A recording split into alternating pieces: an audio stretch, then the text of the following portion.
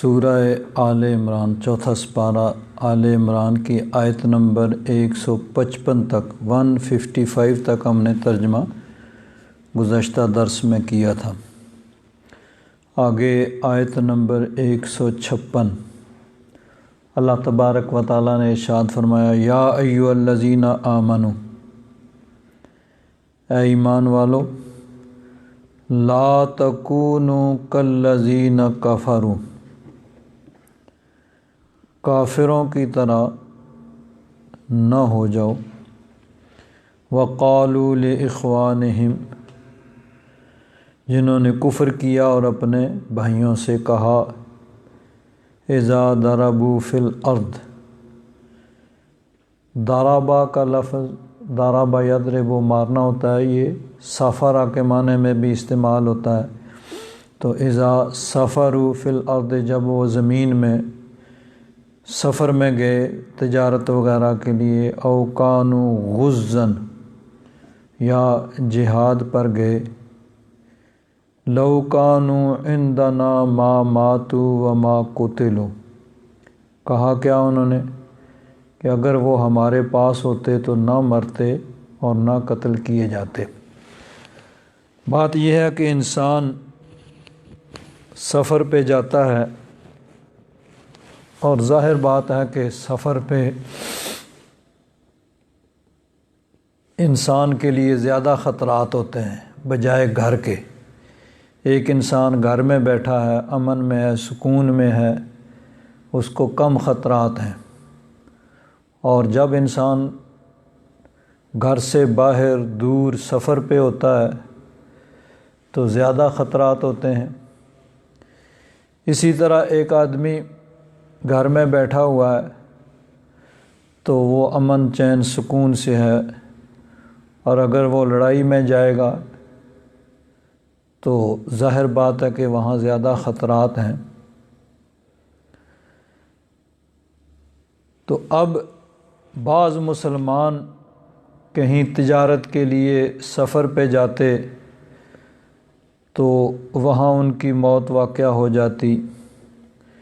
یا مسلمان جہاد پہ جاتے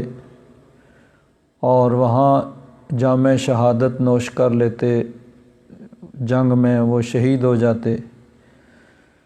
تو منافقین کہتے کہ اگر یہ سفر پہ نہ جاتے یا جنگ پہ نہ جاتے تو نہ مرتے اور نہ قتل کیے جاتے۔ اللہ تبارک و تعالیٰ نے اس چیز سے منع فرمایا کہ ان کا یہ قول درست نہیں ہے، اور مسلمانوں کو ایسی بات کرنے سے روکا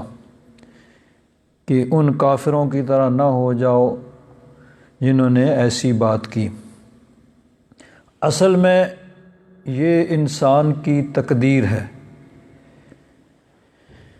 کہ جس کی تقدیر میں سفر میں موت لکھی ہوئی ہے، وہاں وہ جائے گا اور وہاں اس کی موت واقع ہوگی۔ اور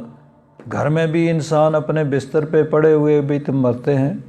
کوئی ضروری نہیں ہے کہ آدمی گھر کے اندر ہو تو موت نہ آئے، موت کا تو وقت مقرر ہے۔ اسی طرح جہاد میں جب انسان جاتا ہے، لڑائی میں جاتا ہے، تو ظاہر بات ہے وہاں خطرات ہیں، لیکن گھر میں بیٹھا ہوا ہے تو وہاں بھی تو 100 طرح کے حادثات بھی ہو جاتے ہیں۔ گھر کے اندر بیٹھے بیٹھے کوئی آگ لگ جائے، مکان گر جائے، کوئی اس کو موذی جانور ڈس جائے، بیماری آ جائے، ہارٹ اٹیک ہو جائے، تو گھر میں بیٹھے بھی انسان کی موت واقع ہو سکتی ہے۔ یہ نہیں کہ آدمی گھر میں بیٹھا ہوا ہے تو موت اس کو نہیں آ سکتی، اور جہاد پہ جائے تو ضروری نہیں کہ وہاں اس کی وہ قتل ہی ہو جائے۔ بے شمار لوگ ہیں، ساری زندگی ان کی جنگوں میں گزری، لیکن موت ان کو بالآخر تبھی موت گھر میں ہی آئی۔ تو یہ اصل میں تقدیر الہی ہے کہ اللہ تبارک و تعالیٰ نے جس طرح انسان کا لکھا ہو۔ باقی جہاں تک انسان کا احتیاط کا تعلق ہے، وہ بہر صورت انسان پہ لازم ہے، ہر صورت میں کہ انسان سفر پہ جائے تو جو بھی احتیاطی تدابیر ہیں ان کو بروئے کار لائے۔ مثلا گاڑی پہ جاتا ہے تو پہلے گاڑی کی ساری چیزیں چیک کرے، بھئی اس کی بریکیں بھی کام کرتی ہیں کہ نہیں ہیں جی، اور اس طرح کی جو چیزیں ہیں وہ ساری چیزیں۔ تو اس کے بعد پھر اگر کوئی اس کو حادثہ پیش آ جاتا ہے، اس کی کہیں موت واقع ہو جاتی ہے، تو پھر وہ تو گھر میں بھی ہو سکتی تھی، کوئی ضروری نہیں ہے کہ وہ نہ جاتا تو نہ ہوتی۔ تو یہ چیز چونکہ کفار منافقین اس طرح کی بات کرتے تھے جو تقدیر کے خلاف ہے، اور تقدیر پہ ایمان لانا وہ اسلام کے بنیادی عقائد میں سے ہے کہ جب تک انسان تقدیر پر ایمان نہیں لاتا ہے اس وقت تک وہ مومن نہیں ہو سکتا، کہ جو کچھ دنیا میں ہو رہا ہے اللہ تبارک و تعالیٰ نے پہلے لکھا ہے، اور اللہ تبارک و تعالیٰ نے اپنے ازلی علم سے لکھا ہے، تو اب دنیا میں اسی طرح ہوگا جس طرح اللہ تبارک و تعالیٰ نے لکھا ہے۔ تو اللہ تبارک و تعالیٰ نے منع فرمایا کہ کافروں کی طرح نہ ہو جاؤ اور ان کی طرح کی باتیں نہ کرو۔ تو مسلمانوں کو کافروں کی وضع قطع گفتگو ہر طرح کی چیزوں سے اللہ تبارک و تعالیٰ نے بچنے کی تلقین کی کہ تم نہ ان کی طرح باتیں کرو، نہ ان کی طرح تم طرز زندگی اختیار کرو۔ اب یہ بات وہ مسلمانوں کے لیے کہتے تھے کہ جی وہ فلاں لڑائی میں گئے، مارے گئے، اگر نہ جاتے تو نہ مرتے، فلاں سفر پہ گئے وہاں ان کو موت واقع ہو گئی، اگر نہ جاتے تو موت نہ واقع ہوتی۔ تو اللہ تبارک و تعالیٰ نے ان کے اس قول کا رد فرمایا، مسلمانوں کو ایسی بات کرنے سے منع فرمایا۔ مفسرین کرام نے اس کی تفسیر میں ارشاد فرمایا، حضرت امام قرطبی رحمۃ اللہ تعالیٰ نے آپ فرماتے ہیں کہ مسلمان کہیں تجارت پہ جاتے یا وہاں تجارت پہ کسی سفر پہ جاتے وہاں ان کی موت واقع ہو جاتی، یا جہاد پہ جاتے وہاں جام شہادت نوش کر لیتے، تو منافقین ان کے بارے میں اس طرح کی باتیں کرتے کہ اگر یہ اس سفر پہ نہ جاتے تو نہ مرتے، اور اس لڑائی میں نہ جاتے تو قتل نہ ہوتے، حالانکہ وہ ان کی موت کا وقت تقدیر میں لکھا ہوا تھا، اور تقدیر میں یہی تھا کہ انہوں نے وہاں جانا تھا، ان کی موت واقعہ تو یہ تو ہو ہی نہیں سکتا تھا وہاں نہ جاتے، ورنہ باقی جو اگر ان کی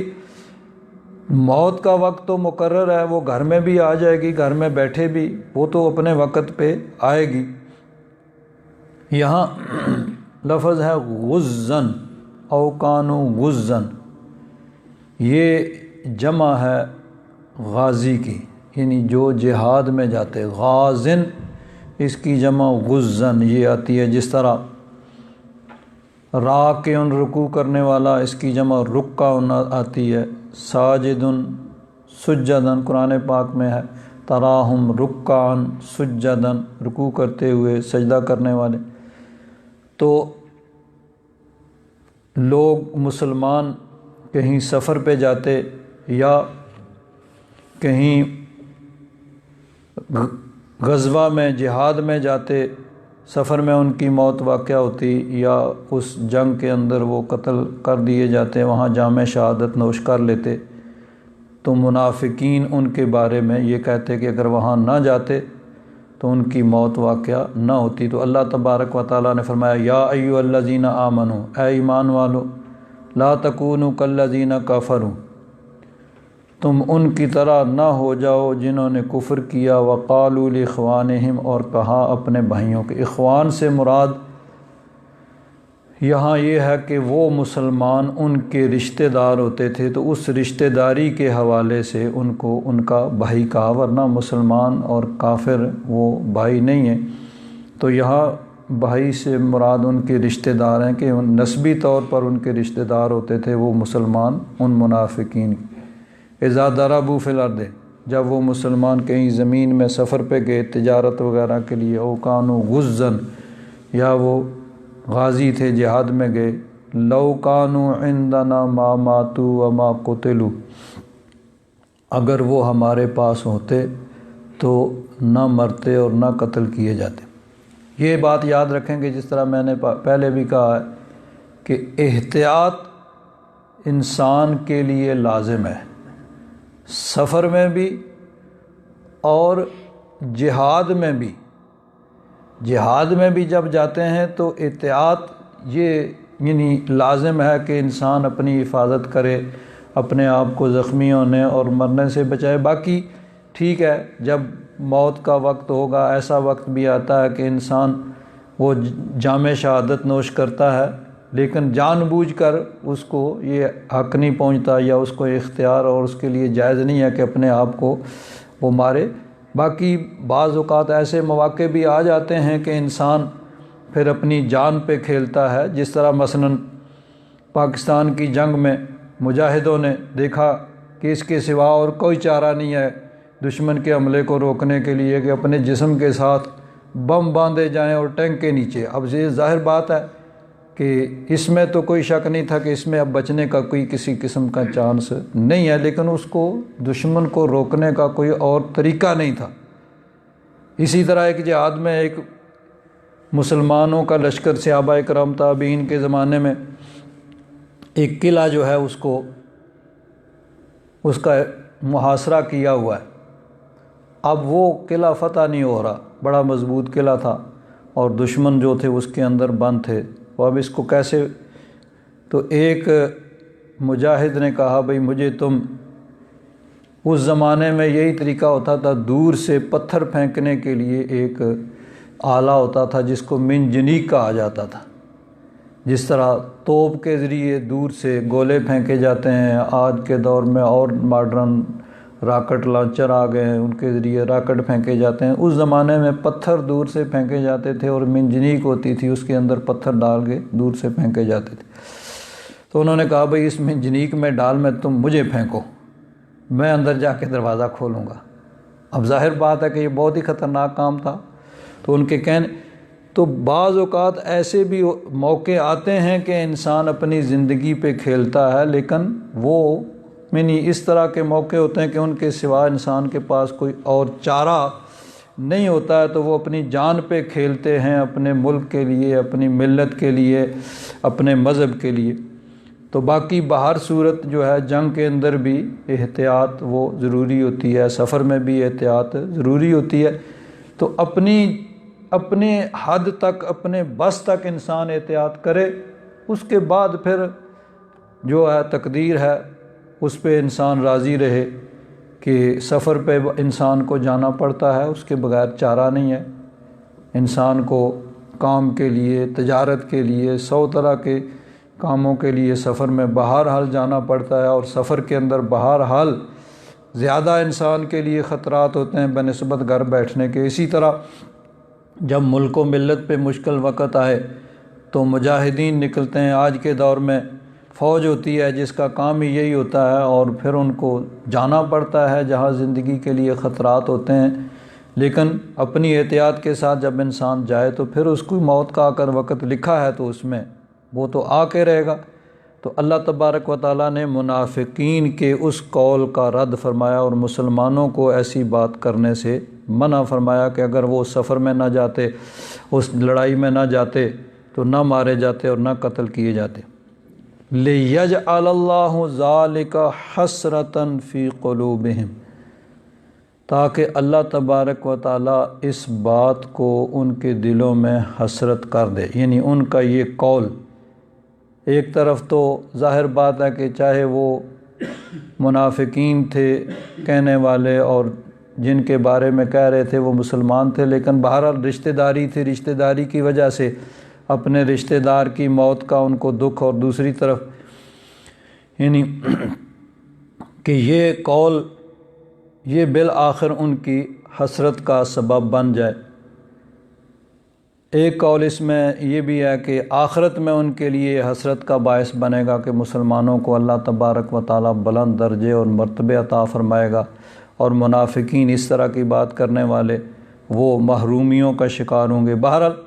اللہ تبارک و تعالیٰ نے فرمایا کہ یہ ان کا عقیدہ اور نظریہ وہی ان کے لیے حسرت کا سبب بن جائے گا۔ واللہ یحیی و یمیت، اللہ تبارک و تعالیٰ وہ زندگی دینے والا ہے اور موت دینے والا ہے۔ زندگی اور موت اللہ تبارک و تعالیٰ کے اختیار میں ہے، اور اللہ تبارک و تعالیٰ نے انسان کے لیے زندگی مقرر کی ہے اور موت کا وقت مقرر کیا ہے، اور وہ اپنے وقت پہ اس نے آنا ہی ہے۔ چاہے انسان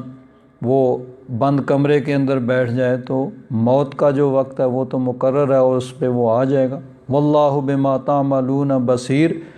اور اللہ تبارک و تعالیٰ تمہارے کاموں کو دیکھنے والا ہے۔ یہ بات خاص طور پر یاد رکھیں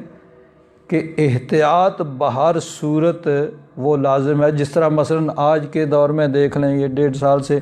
کرونا چل رہا ہے، تو اس صورت میں احتیاط ہر طرف، ہر آدمی کہتا ہے بھئی احتیاط کرو احتیاط کرو، بلا ضرورت گھر میں نہ نکلو۔ تو یہ ساری چیزیں جو احتیاط ہیں یہ ضروری ہیں، لیکن اس احتیاط کے باوجود بھی انسان کو سفر بھی کرنا پڑتا ہے۔ بعض جگہیں ایسی ہوتی ہیں جہاں انسان کو جانا پڑتا ہے، تو ان یعنی ساری صورتوں میں احتیاط جو ضروری ہو، جو ممکن ہو، وہ انسان کرتا رہے، اور پھر اللہ تبارک و تعالیٰ کے اختیار میں ہے۔ واللہ یحیی و یمیت، اللہ تبارک و تعالیٰ وہ زندگی دینے والا اور موت دینے والا ہے۔ واللہ بما تعملون بصیر، اور اللہ تبارک و تعالیٰ تمہارے کاموں کو دیکھتا ہے۔ آگے فرمایا وَلَئِن قُتِلْتُمْ فِي سَبِيلِ اللَّهِ، اور اگر تم اللہ کی راہ میں قتل کر دیے گئے، او متم، یا تمہاری موت واقع ہوگی۔ متم اس میں 2 لغتیں ہیں، ایک ہے ماتا یموت، تو اس سے پھر یہ متم بنتا ہے، اور بعض ایک لغت متم بھی ہے، ماتا یمیتو بھی استعمال ہوتا ہے، اور اس سے پھر یہ متم ہوتا ہے۔ تو دونوں طرح استعمال ہوتا ہے، متم بھی اور متم، معنی وہی ہے۔ تو اللہ تبارک و تعالیٰ نے فرمایا کہ اگر تم اللہ کی راہ میں قتل کر دیے جاؤ، یا کہیں سفر میں تمہاری موت واقع ہو جائے، یا جہاد پر ہی یعنی شہادت نہ ملے، ویسے تبھی موت تمہیں آ جائے، لَمَغْفِرَةٌ مِّنَ اللَّهِ، اللہ تبارک و تعالیٰ کی رحمت، اللہ تبارک و تعالیٰ کی مغفرت، و رحمت، اور رحمت، خیر مما یجمعون، اس سے بہتر ہے جو وہ جمع کرتے ہیں، یعنی جو مال و دولت لوگوں نے، کافروں نے جمع کر رکھا ہے، اس سے یہ بہتر ہے کہ انسان اللہ کی راہ میں اس کو جام شہادت نوش کرنے کی سعادت مل جائے۔ وَلَئِن مُتُّمْ، اور اگر تمہاری موت واقع ہوگی، او قتلتم، یا تم قتل کر دیے گئے یعنی تم شہید ہو گئے، لَإِلَى اللَّهِ تُحْشَرُونَ، تو تم نے یقیناً اللہ تبارک و تعالیٰ کی طرف ہی تم لوٹائے جاؤ گے، اللہ تبارک و تعالیٰ کی بارگاہ میں تم نے حاضر ہونا ہے۔ یہاں امام راضی کے حوالے سے ایک بڑی اہم بات کی گئی ہے۔ حضرت امام راضی نے تفسیر کبیر کے اندر اس روایت کو نقل کیا کہ حضرت عیسیٰ علیہ السلام جا رہے ہیں، آپ نے کچھ لوگ دیکھے، کچھ لوگوں کے پاس سے گزرے جن کے بدن بہت لاغر اور چہرے کمزور ہو گئے تھے۔ حضرت عیسیٰ علیہ السلام نے ان پر کثرت عبادت کے آثار دیکھے، یعنی یہ لوگ بہت عبادت ریاضت کرنے والے ہیں۔ حضرت عیسیٰ علیہ السلام نے ان سے پوچھا تم اللہ سے کس چیز کی طلب کرتے ہو، کیا مانگتے ہو؟ انہوں نے کہا ہم اللہ کے عذاب سے ڈرتے ہیں، اور اللہ کے عذاب سے ڈر کر ہم اس کی عبادت کرتے ہیں۔ حضرت عیسیٰ علیہ السلام نے فرمایا اللہ تبارک و تعالیٰ کے کرم سے بہت بعید ہے کہ وہ تم کو عذاب سے نجات نہ دے، یعنی تم اس کے عذاب کے خوف سے اس کی عبادت کرتے ہو، بہت زیادہ عبادت ریاضت کرتے ہو، اور اس کا اثر تمہارے جسموں پہ ظاہر ہے کہ تمہارے بدن لاغر اور کمزور، چہروں سے کمزوری ظاہر ہو رہی ہے۔ تو اللہ تبارک و تعالیٰ کی یعنی رحمت سے یہ بعید ہے کہ وہ تمہیں اپنے عذاب سے نجات نہ دے، یقیناً وہ تمہیں اپنے فضل و کرم سے اپنے عذاب سے تمہیں نجات دے گا۔ پھر حضرت عیسیٰ علیہ السلام کچھ اور لوگوں کے پاس سے گزرے اور ان پر بھی اسی طرح عبادت کے آثار دیکھے، یعنی وہ بھی ان کے بھی بدن لاغر ہیں، چہرے کمزور ہو گئے۔ ان سے سوال کیا کہ تم اللہ سے کس چیز کو طلب کرتے ہو؟ انہوں نے کہا کہ ہم اللہ کی جنت اور اس کی رحمت کو طلب کرتے ہیں۔ پہلوں نے کہا تھا کہ ہم اس کے عذاب سے نجات مانگتے ہیں، تو اس کے عذاب کے ڈر سے ہم اس کی عبادت کرتے ہیں۔ یہ جو دوسری جماعت تھی، انہوں نے کہا کہ ہم جنت اور رحمت کی طلب میں اس کی عبادت کرتے ہیں، اور اس کثرت عبادت سے ہمارا یہ ہے کہ ہمارے جسموں اور چہروں سے یعنی کمزوری ظاہر ہو رہی ہے۔ حضرت عیسیٰ علیہ السلام نے فرمایا کہ اللہ تبارک و تعالیٰ کے کرم سے بہت بعید ہے کہ وہ تم کو جنت اور اپنی رحمت عطا نہ کرے، یعنی اللہ تبارک و تعالیٰ اپنے فضل و کرم سے تمہیں جنت بھی عطا کرے گا اور رحمت بھی عطا کرے گا کہ تم اس کی جنت اور رحمت کی طلب میں عبادت کرتے ہو، اور عبادت میں تمہارا اتنی عبادت کثرت سے کرتے ہو کہ اس کے آثار کمزوری کے تمہارے جسم پر ظاہر ہیں۔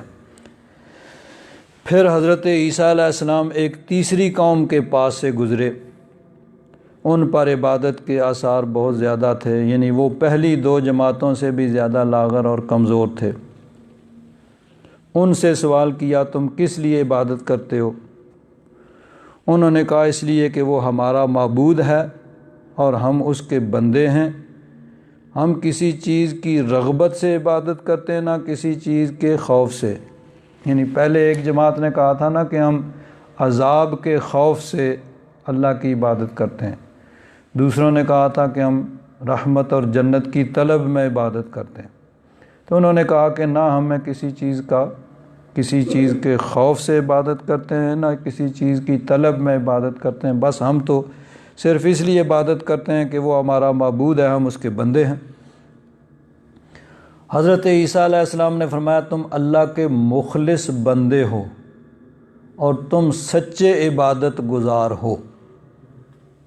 یہ تیسری جماعت جو تھی ان کے بارے میں فرمایا۔ پہلی جماعت نے کہا تھا کہ ہم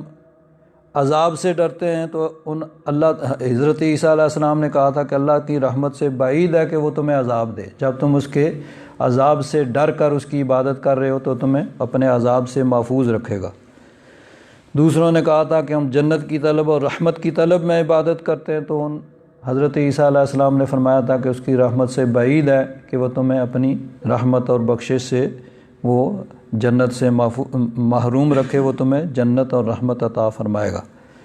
لیکن اب تیسری جماعت ہے، وہ کہتے ہیں نہ ہمیں کسی چیز کی رغبت ہے کہ ہم اس لیے عبادت کریں، نہ کسی چیز کے خوف سے ہم عبادت کرتے ہیں، بلکہ صرف اس لیے کہ وہ ہمارا معبود ہے اور ہم اس کے بندے ہیں۔ تو حضرت عیسیٰ علیہ السلام نے فرمایا کہ تم اللہ کے مخلص بندے ہو اور سچے عبادت گزار ہو۔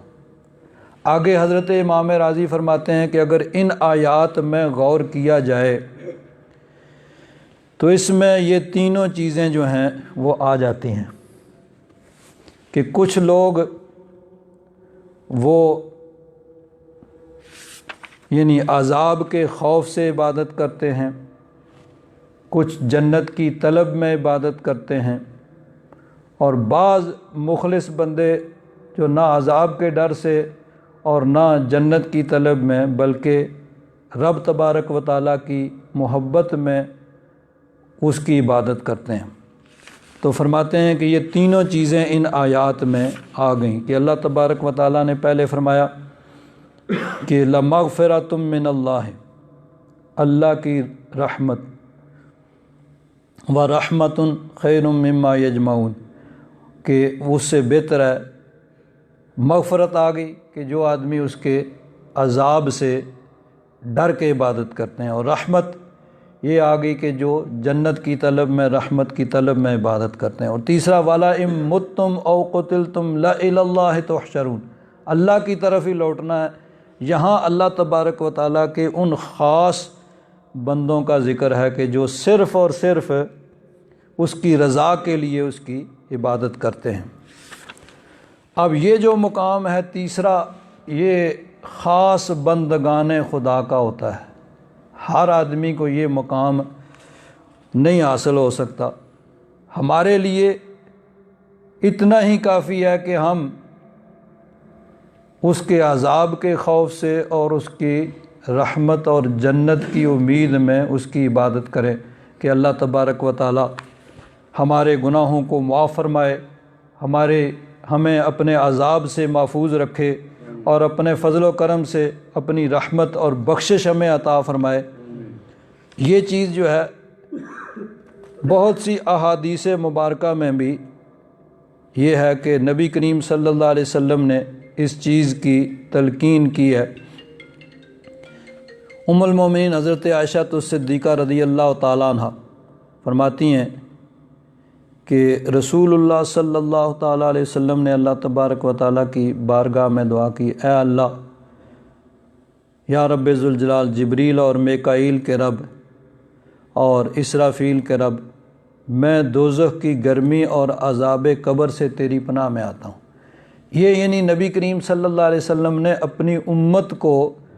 تعلیم دینے کے لیے اس طرح دعا کی۔ حضرت ابو ہریرہ رضی اللہ تعالیٰ عنہ فرماتے ہیں میں نے رسول اللہ صلی اللہ علیہ وسلم سے اس طرح سنا، حضور نماز میں یہ دعا کرتے تھے، اے اللہ، میں قبر کے فتنہ اور دجال کے فتنہ اور زندگی اور موت کے فتنہ اور جہنم کی گرمی سے تیری پناہ میں آتا ہوں۔ تو اب یہاں پر بھی نبی کریم صلی اللہ علیہ وسلم نے امت کو اس کی تلقین کی کہ انسان جنت کی طلب کرے اور جہنم سے پناہ مانگے۔ تو بہت سی احادیث میں اس میں ہیں۔ تو عام آدمی کے لیے یہ بھی ایک بہت بڑا مقام ہے کہ وہ یعنی اللہ تبارک و تعالیٰ کے عذاب سے بچنے کے لیے اور اس کی رحمت کی طلب میں اس کی عبادت کرے۔ باقی جو خاص بندگان خدا کا مقام اور مرتبہ ہے کہ وہ صرف اور صرف اللہ تبارک و تعالیٰ کی رضا حاصل کرنے کے لیے، نہ ان کو یعنی کسی چیز کی رغبت ہے اور نہ کسی کے خوف سے وہ کسی چیز کے خوف سے وہ عبادت کرتے ہیں، لیکن یہ مقام تو تب حاصل ہوتا ہے نا، جیسے اعلیٰ حضرت فاضل بریلوی رضی اللہ تعالیٰ عنہ نے فرمایا، نہ مرا نوش ز تحسین نہ مرا نیش ز تہن، کہ اگر کوئی تعریف کرے تو انسان کو خوشی نہ ہو، اور اگر کوئی برائی کرے، مذمت کرے تو انسان کو دکھ نہ ہو۔ اور یہ ہمارے لیے تو عام انسانوں کے لیے تو ممکن نہیں ہے۔ جب کوئی تعریف کرتا ہے تو خوشی ہوتی ہے، بھئی فلاں صاحب یہ وہ،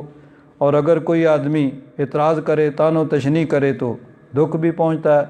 تو ہر آدمی اس درجے اور مرتبے پر نہیں ہوتا کہ نہ مرا نوش ز تحسین نہ مرا نیش ز تان، نہ مرا گوش بے مدح نہ مرا ہوش ضمے، کہ نہ میں کسی سے اپنی تعریف سننا چاہتا ہوں اور نہ مجھے اپنی یعنی کوئی میری برائی کر رہا ہے تو اس کے سننے کا مجھے ہوش ہی نہیں ہے۔ ہر آدمی کا یہ مرتبہ اور مقام نہیں ہوتا ہے۔ تو بہرحال حضرت امام راضی رحمۃ اللہ تعالیٰ علیہ فرماتے ہیں کہ اس میں تینوں گروہ جو ہیں اس کا ذکر ہے کہ انسان اللہ تبارک و تعالیٰ کے عذاب سے ڈر کر بھی اس کی عبادت کرتا ہے، اس کی رحمت اور جنت کی طلب میں اس کی عبادت کرتا ہے، اور بعض خاص بندگان خدا ہیں جو نہ جنت کی طلب میں نہ جہنم کے خوف سے، بلکہ صرف اور صرف رب تبارک و تعالیٰ کی رضا کے لیے اس کی عبادت کرتے ہیں۔ تو ان تینوں چیزوں کا یعنی اس کے اندر ذکر آ گیا۔ اللہ تبارک و تعالیٰ نے فرمایا کہ وَلَا إِن قُتِلْتُمْ فِي سَبِيلِ اللَّهِ أَوْ مُتُّمْ لَمَغْفِرَةٌ مِّنَ اللَّهِ وَرَحْمَةٌ خَيْرٌ مِّمَّا يَجْمَعُونَ۔ اور آگے خاص بندگان خدا کا ذکر آیا کہ وَلَا إِن مُتُّمْ أَوْ قُتِلْتُمْ لَإِلَى اللَّهِ تُحْشَرُونَ کہ اللہ تبارک و تعالیٰ کی بارگاہ میں ہی تمہاری حاضری ہوگی۔ آگے فرمایا فَبِمَا رَحْمَةٍ مِّنَ اللَّهِ لِنْتَ لَهُمْ، محبوب اللہ تبارک و تعالیٰ کی کتنی رحمت ہے کہ آپ ان پر نرم ہوئے۔ وَلَوْ كُنْتَ فَظًّا، اگر آپ سخت گیر ہوتے، تند خو، غلیظ القلب، سخت دل والے ہوتے، لن فضوا من حولک، تو یہ آپ کے پاس سے، آپ کے گرد سے بھاگ جاتے۔ فاعف عنہم، آپ انہیں معاف فرمائیں، واستغفر لہم، اور ان کے لیے اللہ تبارک و تعالیٰ سے استغفار مانگیں، وشاورہم فی الامر، اور ان سے اہم معاملات میں مشورہ کریں۔ فَإِذَا عَزَمْتَ فَتَوَكَّلْ عَلَى اللَّهِ، پھر جب آپ کسی چیز کا پختہ عزم کر لیں پھر اللہ تبارک و تعالیٰ پر توکل اور بھروسہ کریں۔ ان اللہ یحب المتوکلین، بے شک اللہ تبارک و تعالیٰ متوکلین جو اس پر توکل اور بھروسہ کرتے ہیں اللہ تبارک و تعالیٰ ان کو پسند فرماتا ہے۔ اس آیت میں دو بڑی اہم چیزیں ہیں۔ ایک اس میں نبی کریم صلی اللہ علیہ وسلم کے اخلاق کریمہ کا ذکر ہے، اس کو انشاءاللہ تفصیل کے ساتھ میں اللہ تبارک و تعالیٰ کی توفیق سے اگلے درس کے اندر جو ہے اس کا انشاءاللہ ذکر ہوگا، کیونکہ یہ بڑی اہم اور بڑی تفصیل طلب چیز ہے۔ باقی جو چیزیں اس میں ہیں اس کا کچھ چیزوں کا یہاں پہ ذکر کیا جاتا ہے کہ نبی کریم صلی اللہ علیہ وسلم کو اللہ تبارک و تعالیٰ نے فرمایا کہ آپ اپنے صحابہ سے مشورہ کریں، وشاورہم فی الامر، کہ آپ معاملات میں اپنے صحابہ اکرام سے مشورہ کریں۔ اب نبی کریم صلی اللہ علیہ وسلم کو وحی کے ذریعے سے رہنمائی ملتی تھی، اللہ تبارک و تعالیٰ اپنے محبوب کی رہنمائی فرماتا تھا۔ اس کے باوجود اللہ تبارک و تعالیٰ نے نبی کریم صلی اللہ علیہ وسلم کو حکم دیا کہ آپ اپنے غلاموں سے، اپنے صحابہ سے مشورہ کریں، اس لیے کہ اس سے صحابہ اکرام، یعنی جب انسان کسی سے مشورہ کرتا ہے تو اس کو اہم سمجھتا ہے کہ یہ آدمی اہم ہے، تو تبھی اس سے انسان مشورہ کرتا ہے۔ تو صحابہ اکرام کو خوشی ہوگی جن سے مشورہ کیا جائے گا کہ ہمیں اس قابل سمجھا گیا۔ تو حضرت امام ابن کثیر رحمۃ اللہ تعالیٰ علیہ فرماتے ہیں کہ وَلِذَالِكَ كَانَ رسول اللہ صلی اللہ علیہ وسلم یشاور اصحابہ فی الامر، جب بھی کوئی معاملہ پیش آتا تو نبی کریم صلی اللہ علیہ وسلم اپنے صحابہ سے مشورہ کرتا، اذا حدث، جب کوئی معاملہ پیش آتا، تطیبا لقلوبہم، یعنی اس لیے تاکہ ان کے دل خوش ہوں۔ اور پھر یہ مشورہ جو ہے یہ نبی کریم صلی اللہ علیہ وسلم کی سنت بن جائے، اس کی اہمیت لوگوں کو معلوم ہو کہ مشورے کی کیا اہمیت ہے۔ نبی کریم صلی اللہ علیہ وسلم براہ راست اللہ تبارک و تعالیٰ کی طرف سے وحی کے ذریعے سے رہنمائی ہو رہی ہے، اس کے باوجود مشورے کا حکم دیا جا رہا ہے، اور حضور نے ہر معاملے میں مشورہ کیا تاکہ اپنی امت کو مشورے کی اہمیت دکھائیں۔ جس طرح وہ کہتے ہیں نا، ایک اکیلا ہوتا ہے اور دو 11 ہو جاتے ہیں، ایک کے ساتھ جب ایک ملتا ہے تو وہ 11 بن جاتے ہیں۔ تو ایک انسان اپنی سوچ سے سوچتا ہے اور جب دوسرے سے مشورہ کرتا ہے تو پھر یعنی وہ دونوں کی سوچ مل جاتی ہے تو انسان بہتر نتیجے پہ پہنچ سکتا ہے۔ تو اس لیے اللہ تبارک و تعالیٰ نے اپنے محبوب کو مشورے کا حکم دیا تاکہ یہ سنت ہو جائے قیامت تک کے لیے حضور نبی کریم صلی اللہ علیہ وسلم کی امت میں کہ مشورے کے ذریعے سے انسان بہتر طریقے سے وہ پہنچ سکتا ہے۔ چنانچہ نبی کریم صلی اللہ علیہ وسلم نے ہر موقع پہ صحابہ کرام سے مشورہ کیا۔ مثلاً غزوہ بدر کے لیے جب نبی کریم صلی اللہ علیہ وسلم نکلے تو اصل میں تو نکلے تھے، قافلہ تھا اس کے مقابلے کے لیے، اس پر حملہ کرنے کے لیے، لیکن اب وہ قافلہ جو ہے وہ تو بچ کے چلا گیا اور آگے سے لشکر آ گیا کافروں کا۔ تو نبی کریم صلی اللہ علیہ وسلم نے مجلس مشاورت منعقد کی، صحابہ کرام کو بلایا اور مشورہ کیا۔ حضرت صدیق اکبر، حضرت فاروق اعظم نے مشورہ دیا، لیکن نبی کریم صلی اللہ علیہ وسلم چاہتے تھے کہ انصار میں سے، تو جب انہوں نے دیکھا کہ حضور کا اشارہ ہماری طرف ہے، انہوں نے بھی عرض کیا حضور کا جو حکم ہوگا، جیسے حضور کا حکم ہوگا، حضور حکم دیں تو ہم سمندر میں چھلانگ لگانے کے لیے تیار ہیں۔ نبی کریم صلی اللہ علیہ وسلم خوش ہوئے۔ تو نبی کریم صلی اللہ علیہ وسلم نے ہر معاملے میں مشورہ کیا۔ ام المومنین حضرت عائشہ صدیقہ رضی اللہ تعالیٰ عنہ فرماتی ہیں قال رسول اللہ صلی اللہ علیہ وسلم ان اللہ امرنی بمدارات الناس کما امرنی باقامت الفرائض، کہ لوگوں کو مشورہ کرنا اور ان کو خوش کرنے کا بھی اللہ تبارک و تعالیٰ نے مجھے ایسے ہی حکم دیا ہے جیسے کہ فرائض کو قائم کرنے کا اللہ تبارک و تعالیٰ نے حکم دیا ہے۔ تو غزوہ بدر کے موقع پہ حضور نے مشورہ کیا، اسی طرح غزوہ احد کا موقع آیا تو احد کے موقع پر بھی نبی کریم صلی اللہ علیہ وسلم نے مشورہ کیا، مجلس مشاورت قائم کی۔ جب اطلاع ملی کہ کافروں کا لشکر آ رہا ہے اور اتنا بڑا لشکر ہے تو مسلمانوں کی تعداد تھوڑی تھی، تو نبی کریم صلی اللہ علیہ وسلم نے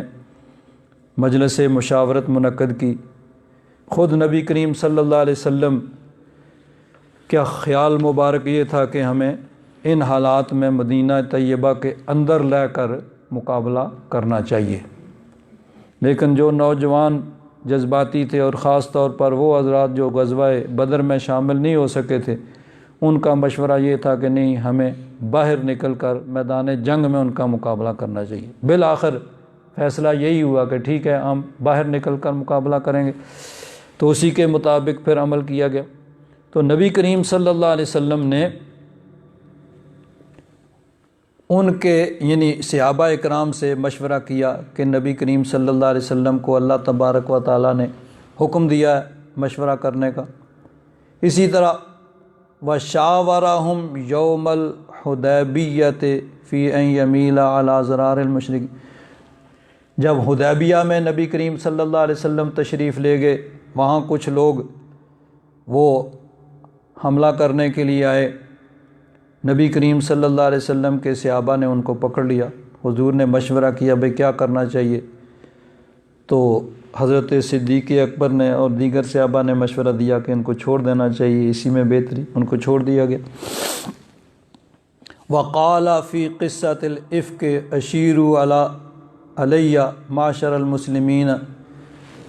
نبی کریم صلی اللہ علیہ وسلم کی زوجہ محترمہ ام المومنین حضرت عائشہ صدیقہ رضی اللہ تعالیٰ عنہ،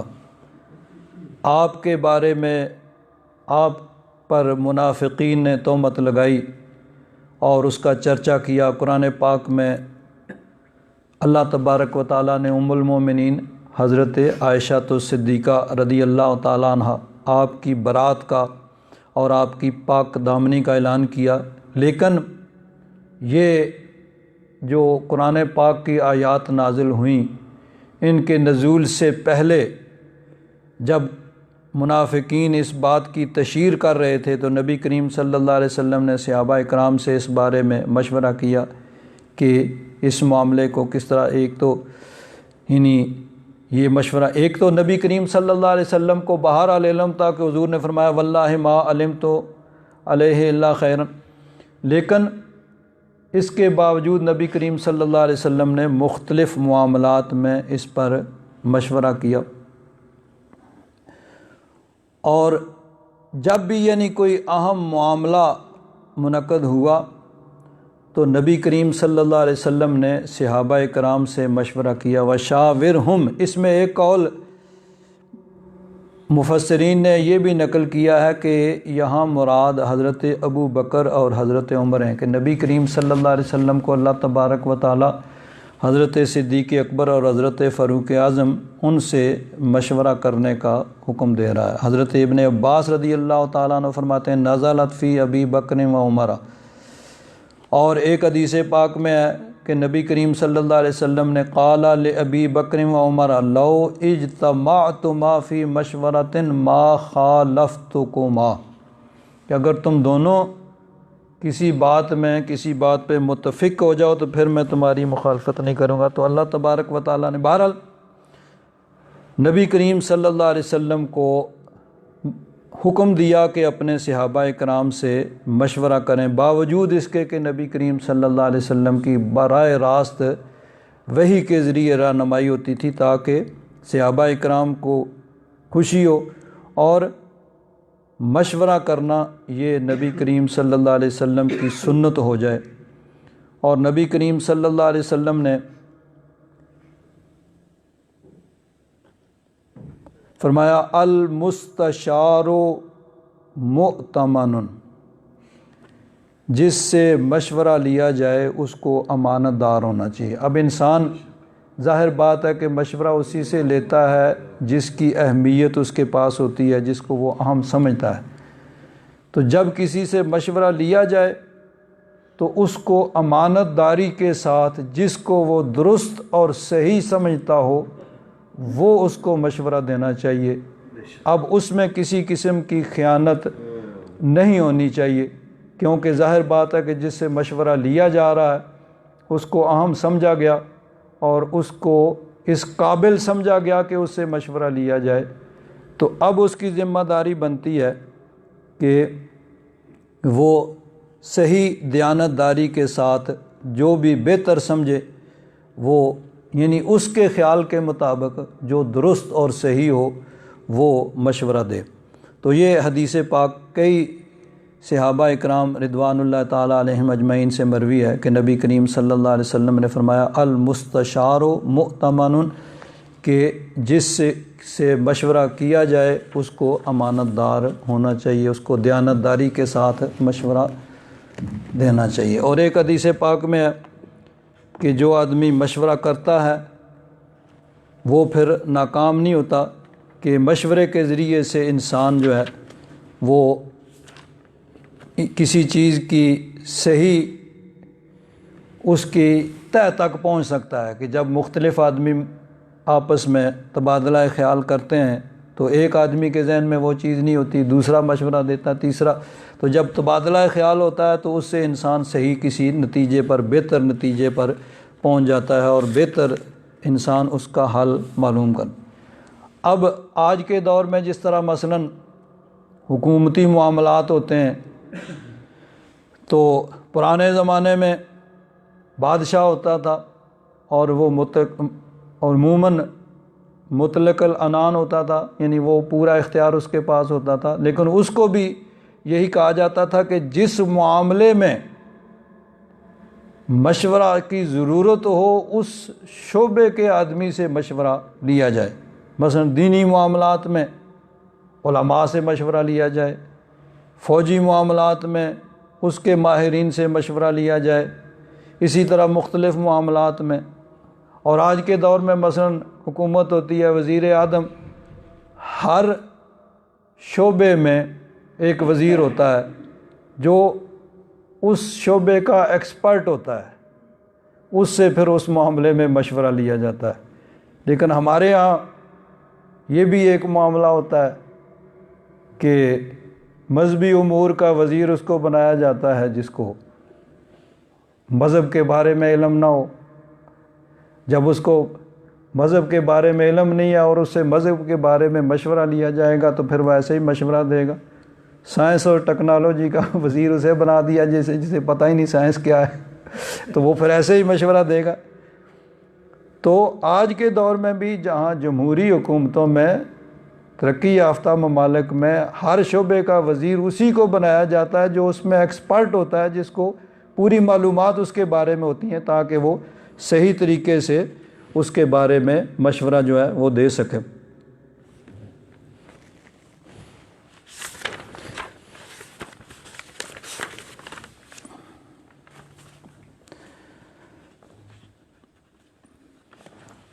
اب نبی کریم صلی اللہ علیہ وسلم کو اللہ تبارک و تعالیٰ نے مشورے کا حکم دیا، اور یہ یعنی ایک شورا کا ایسا نظام ہونا چاہیے جس میں ہر معاملے کے ماہرین ہوں اور وہ جس بارے میں مشورے کی ضرورت ہو اس بارے میں وہ مشورہ دیں۔ اب ایک حدیث پاک میں نبی کریم صلی اللہ علیہ وسلم نے فرمایا ما ندم من استشار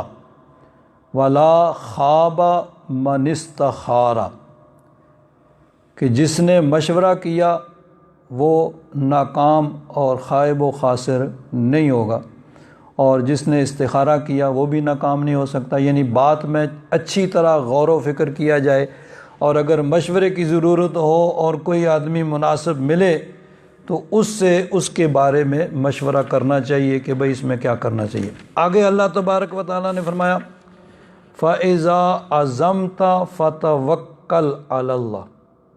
کہ محبوب جب آپ ایک پختہ ارادہ کر لیں تو پھر اللہ تبارک و تعالیٰ پر بھروسہ کریں۔ ان اللہ یحب المتوکلین، بے شک اللہ تبارک و تعالیٰ توکل کرنے والوں کو پسند کرتا ہے۔ یعنی پہلے تو مشورے کا حکم کہ سب بیٹھ کے غور و فکر کریں اور معاملے کی تہہ تک پہنچیں، اور جب غور و فکر کرنے کے بعد ایک فیصلہ کر لیا گیا پھر اللہ تبارک و تعالیٰ نے حکم دیا کہ اب اللہ تبارک و تعالیٰ پر توکل کرو۔ یعنی یہ ضروری نہیں ہے کہ 10-20 آدمی بیٹھ کے کوئی مشورہ کریں تو وہی درست ہو، اس میں بھی غلطی کا بہرحال امکان ہے، لیکن ایک آدمی، اور جس طرح 2-11 ہو جاتے ہیں، 10-12 آدمی مشورہ کریں گے تو ظاہر بات ہے وہ بہتر کسی نتیجے پر پہنچیں گے۔ تو اللہ تبارک و تعالیٰ نے فرمایا کہ جب تم فیصلہ کر لو تو پھر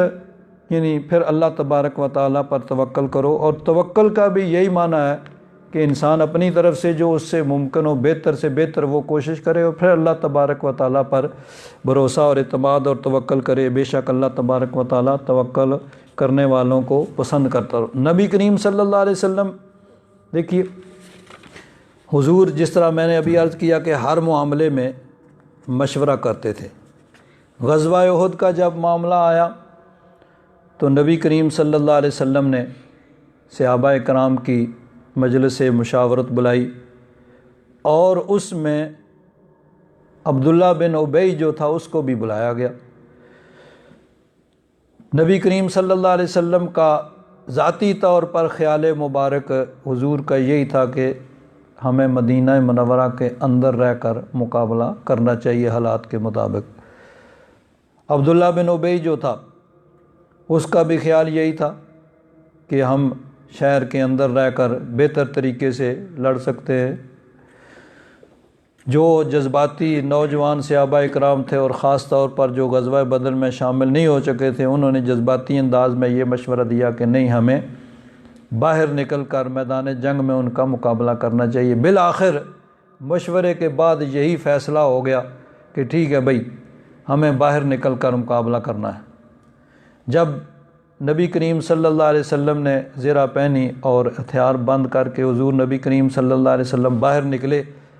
اب وہ صحابہ کرام جنہوں نے یہ مشورہ دیا تھا جذباتی انداز میں کہ ہمیں باہر نکل کر مقابلہ کرنا چاہیے، جب انہوں نے یہ احساس ہوا کہ نبی کریم صلی اللہ علیہ وسلم کا خیال مبارک یہی تھا کہ ہمیں شہر کے اندر رہ کر مقابلہ کرنا چاہیے، پھر انہیں ندامت اور شرمندگی ہوئی، اور انہوں نے کہا کہ حضور ہم نے غلطی کی، آپ کے خیال کے، آپ کی رائے کے خلاف ہم نے مشورہ دیا، تو جیسے حضور کا خیال ہو اس طرح کریں۔ تو نبی کریم صلی اللہ علیہ وسلم نے ارشاد فرمایا کسی نبی کے لیے یہ مناسب نہیں ہے کہ جب وہ ہتھیار پہن لے تو پھر انہیں قتال سے پہلے اتار کریں۔ یعنی اللہ تبارک و تعالیٰ کا یہ جو فرمان، چاہے یہ آیات بعد میں بھی نازل ہوئیں تو نبی کریم صلی اللہ علیہ وسلم کا عمل مبارک پہلے ہی ان کے مطابق تھا کہ اللہ تبارک و تعالیٰ نے فرمایا فَإِذَا عَزَمْتَ فَتَوَكَّلْ عَلَى اللَّهِ کہ جب آپ پختہ ارادہ کر لیں تو پھر اللہ تبارک و تعالیٰ پر توکل کریں۔ ان اللہ یحب المتوکلین، بے شک اللہ تبارک و تعالیٰ توکل کرنے والوں کو پسند کرتا ہے۔ اور توکل کا یہی معنی ہے کہ انسان اپنے بس میں جو ہو وہ کرے اور پھر اللہ تبارک و تعالیٰ پر معاملات کو چھوڑ دے۔ یہ نہیں ہے کہ انسان خود کچھ نہ کرے اور کہے کہ میں اللہ تعالیٰ پر توکل کرتا ہوں، یہ توکل کا معنی نہیں ہے، بلکہ توکل کا یہی معنی ہے کہ جو انسان کے اپنے بس میں ہو، جو وہ کر سکتا ہو وہ کرے، اور جو یعنی اس کے بعد پھر وہ معاملات کو اللہ تبارک و تعالیٰ کی ذات پر چھوڑے۔ نبی کریم صلی اللہ علیہ وسلم مسجد نبوی شریف میں تشریف فرما ہیں، ایک صحابی حاضر ہوئے، اونٹ پہ سوار تھے، اونٹ انہوں نے باہر بٹھایا اور اندر آ گئے۔ اب اونٹ جو ہوتا ہے اس کا یہ ہوتا تھا کہ اس کا گھٹنا، اس کو بٹھا کے اس کا گھٹنا باندھ دیا جاتا تھا۔ جب گھٹنا باندھ دیا جاتا تھا تو اب وہ کہیں جا نہیں سکتا تھا، اور اگر ویسے ہی اس کو بٹھا دیا جائے تو جب اس کا دل چاہے اٹھ کے وہ چل پڑے اور جدھر مرضی چلا جائے۔ جہاں تک چوری کا تعلق ہے، چور تو وہ گھٹنا کھول کے بھی لے جا سکتا ہے، لیکن خود جو ہے اونٹ جب اس کا گھٹنا باندھا ہوا ہے تو وہ نہیں جا سکتا ہے، اور اگر نہ باندھا ہوا تو جب چاہے اٹھ کے چلا اور جدھر چاہے چلا جائے۔ تو وہ اندر آئے تو نبی کریم صلی اللہ علیہ وسلم نے فرمایا کہ اونٹ کو کس کے حوالے کیا ہے؟ تو انہوں نے عرض کیا حضور میں نے اللہ پر توکل کیا ہے۔ تو نبی کریم صلی اللہ علیہ وسلم نے فرمایا کہ پہلے تو اس کا گھٹنا باندھو، اعقنھا ثم توکل اللہ، پہلے اس کا گھٹنا باندھو پھر اللہ پر توکل کرو کہ اللہ تبارک و تعالیٰ، یعنی اب گھٹنا باندھنے کے بعد بھی ہو سکتا ہے کوئی چور آ جائے اور گھٹنا کھول کے اس کو لے جائے، لیکن چونکہ تم نے اندر آنا، نماز پڑھنی ہے، یہ تمہارے اختیار میں نہیں ہے، تو وہ جو ہے وہ اللہ پر توکل کرو کہ اللہ تبارک و تعالیٰ اس کی حفاظت کرے گا۔ لیکن جو تم کر سکتے ہو وہ تم کرو، کہ اگر گھٹنا نہیں باندھو گے تو جب چاہے گا وہ اٹھ کے چل پڑے گا، تو گھٹنا باندھو تاکہ وہ خود بخود اٹھ کے نہ جائے، اور باقی معاملات پھر اللہ تبارک۔ تو توکل کا یہی معنی ہے کہ انسان جو اپنے طور پر خود کر سکتا ہے وہ کرے، اور باقی معاملات پھر اللہ تبارک و تعالیٰ پر چھوڑ دے۔ الحمدللہ رب العالمین والصلاة والسلام علی حبیبہ سیدنا و مولانا محمد وعلی آلہ واصحابہ اجمعین۔ اللہم انک عفو کریم تحب العفو فاعف عنا یا غفور یا غفور یا غفور۔ صلی اللہ تعالیٰ علی حبیبہ سیدنا و مولانا محمد وعلی آلہ واصحابہ اجمعین برحمتک یا ارحم